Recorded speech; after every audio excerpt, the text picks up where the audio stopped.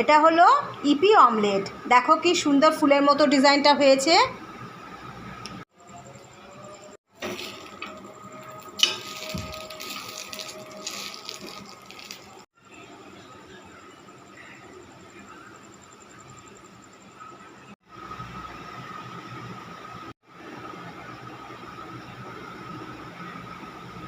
কি সুন্দর ফুলের মতো হয়েছে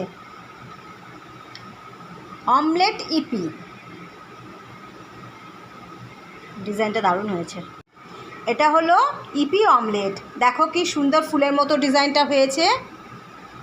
ইপিটাকে সিদ্ধ করতে হবে। ধরো দুটো ইপি সিদ্ধ করলে তাতে একটা ডিম সিদ্ধ ইপিটাকে জল ছেঁকনি দিয়ে ছেঁকে তাতে একটা ডিম দিয়ে দিলে ব্যাস, তারপরে চাটুটা গরম করে তাতে তেল দিয়ে ওটা দিয়ে দিতে হবে। আর ইপির মশলা নুন তো আছেই।